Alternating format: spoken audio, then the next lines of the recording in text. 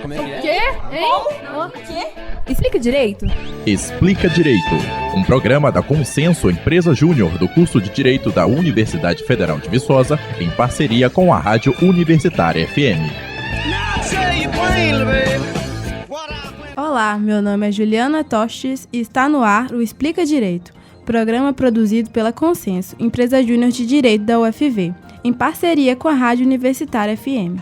O Explica Direito tem como objetivo aproximar o direito e a justiça do cidadão. Nesse programa, vamos contar com a ajuda de estudiosos da área do direito aqui de Viçosa para esclarecer suas dúvidas de maneira mais clara possível. No programa de hoje, vamos começar uma série de gravações a respeito dos projetos de extensão do Departamento de Direito da UFV e, com isso, mostrar como eles contribuem com a comunidade de Viçosa. Começaremos hoje com o projeto Tutelando Conselhos. Para falar sobre esse assunto, convidamos a Carolina Moreira e a Isabela Furtado, responsáveis pelo projeto Tutelando Conselhos. Isabela, como funciona o Tutelando Conselhos?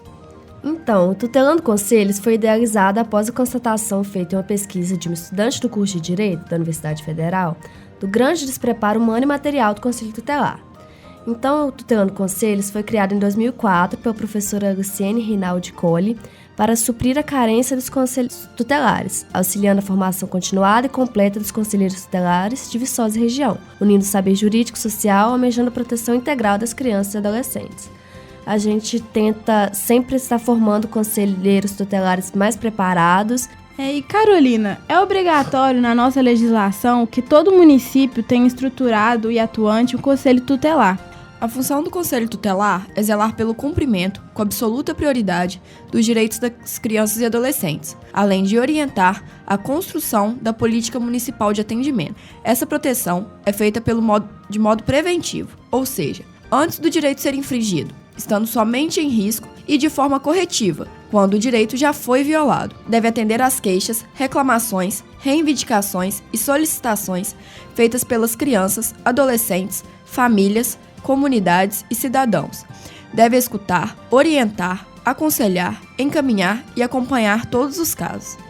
Deve aplicar as medidas de proteção pertinentes e deve requerer da Prefeitura os serviços necessários para a efetivação dos direitos. Deve contribuir para a formulação de políticas e planos municipais de atendimento à criança e ao adolescente e suas famílias. Deve promover a execução de suas decisões, uma vez que não é um órgão de execução, utilizando-se das várias entidades governamentais e não governamentais de atendimento à criança e ao adolescente para executar o que o Conselho decide.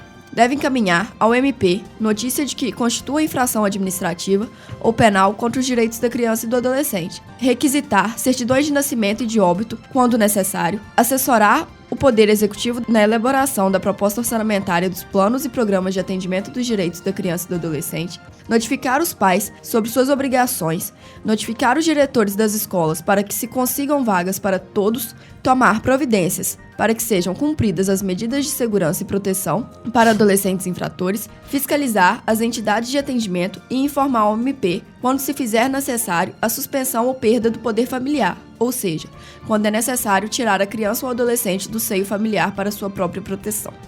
Isabela, para exercer um papel tão importante na sociedade, como é feita a escolha dos conselheiros tutelares? Os conselheiros tutelares são escolhidos conforme definido em lei municipal e será realizado sob a responsabilidade do Conselho Municipal dos Direitos da Criança e do Adolescente, o CMDCA, com acompanhamento e fiscalização do Ministério Público. Os membros do Conselho Tutelar são escolhidos pela população local, que deve ser informada e convidada a participar do processo de escolha. Os interessados se inscrevem em local previamente divulgado no edital e são analisados, sendo necessário ter reconhecido idoneidade moral, idade superior a 21 anos e residir no município. Os candidatos que estiverem com toda a documentação correta se submetem a uma prova de conhecimento específico sobre o Estatuto da Criança e do Adolescente, provando que sabem sobre o assunto e são aptos para realizarem a profissão. Aqueles que conseguirem a pontuação mínima exigida por cada município na avaliação irão para a eleição. A eleição será realizada em data unificada em todo o Brasil, no dia 4 de outubro de 2015. Nesse dia, cabe ao povo escolher, entre os devidamente qualificados, quais serão os melhores representantes para proteger as crianças e adolescentes do município. Explica Direito faz agora um pequeno intervalo, mas já voltamos para falar um pouco mais sobre o Tutelando Conselhos. Não saia daí!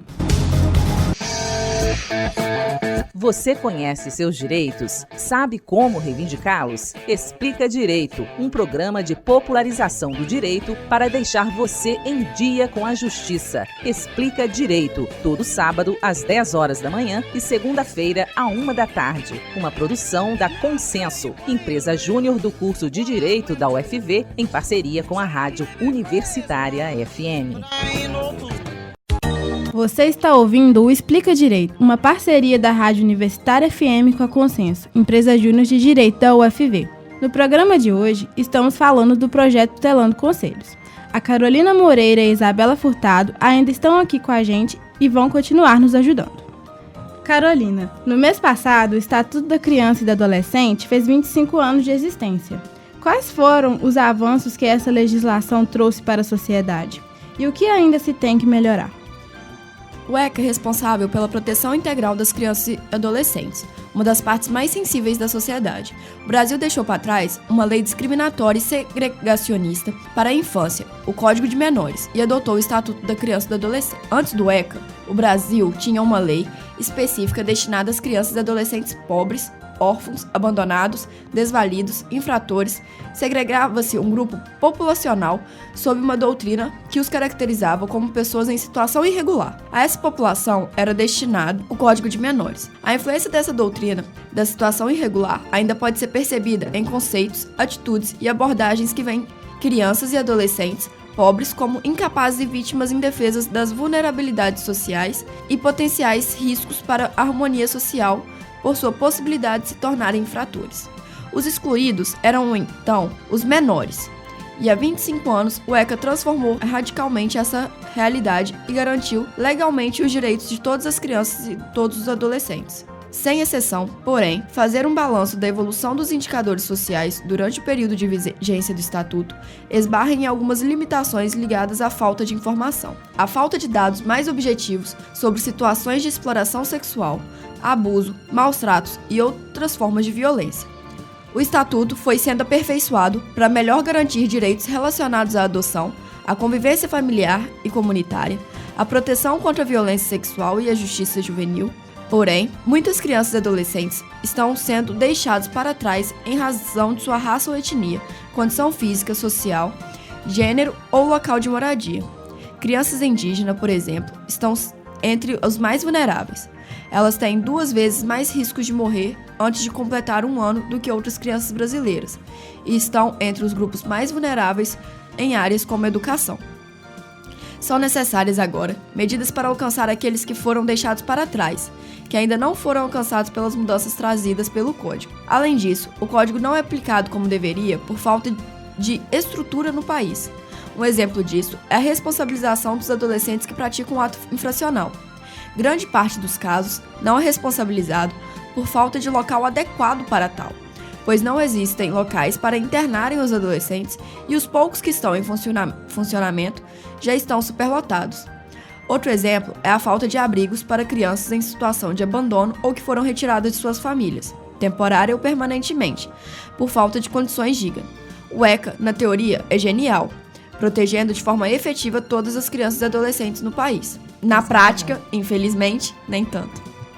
Isabela, um assunto bastante polêmico em pauta hoje em dia é a questão da maioridade penal. O que o projeto pensa a respeito?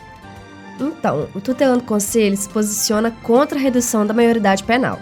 Nosso entendimento é que se o ECA fosse realmente aplicado do modo como está redigido, diminuiria o percentual de crianças e adolescentes infratores. Além do que, aquelas que infringirem a lei serão punidas de modo pertinente à idade, ou seja, de modo realmente reeducador. Além do mais, de acordo com o artigo 227 da Constituição Federal, que diz que é dever da família, da sociedade, do Estado assegurar à criança, adolescente e ao jovem, com absoluta prioridade, o direito à vida, à saúde, à alimentação, à educação, ao lazer, à profissionalização, à cultura, à dignidade, ao respeito, à liberdade e à convivência familiar e comunitária, além de colocá-los a salvo de toda forma de negligência, discriminação, exploração, violência, crueldade e opressão. Reduzir a maioridade penal é um modo de se eximir da culpa, uma vez que já é comprovado que a maior parte dos adolescentes infratores cresceram em condições não dignas, sendo expostos desde pequenos ao crime. A sociedade, ao invés de se comprometer a proteger esses jovens, querendo ensiná-los o que é certo e tratá-los como deveriam ter sido tratados desde que nasceram, querem se eximir da culpa. O pensamento não é de recuperar o jovem, e sim de se livrar daquele que perturbou a sociedade. A doutrina da proteção integral não defende isso. Portanto, o projeto se posiciona veemente contra a redução. Almejamos um país que eduque antes de cogitar punir.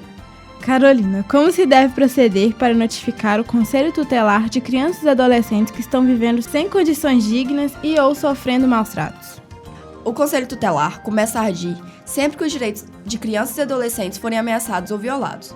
Ele pode se antecipar à ocorrência, porém, na maior parte dos casos, ele vai precisar ser provocado, chamado a agir por meio de ocorrência. É feito um relato ao Conselho Tutelar de fatos que configurem ameaça ou violação de direitos e poderá ser feita por escrito, telefone, pessoalmente ou de alguma outra forma possível. É possível até mesmo fazer denúncia online, no caso do Conselho Tutelar ter algum contato disponível. O denunciante pode permanecer anônimo, porém a denúncia tem que ser consistente, ou seja, nela tem que conter qual ameaça ou violação de direitos está sendo anunciada, o nome da criança e do adolescente, vítima da ameaça, o endereço ou local e pelo menos uma referência que permita a apuração da denúncia.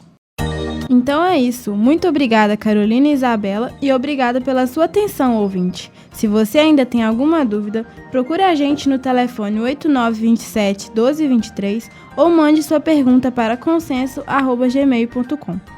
Esta é uma realização da Consenso, a empresa júnior de direito da UFV, em parceria com a Rádio Universitária FM. Eu sou a Juliana e faço parte da Consenso. Espero que você tenha gostado e até a próxima.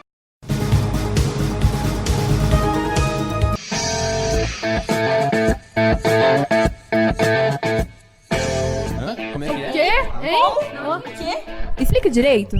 Explica Direito, um programa da Consenso Empresa Júnior do curso de Direito da Universidade Federal de Viçosa, em parceria com a Rádio Universitária FM.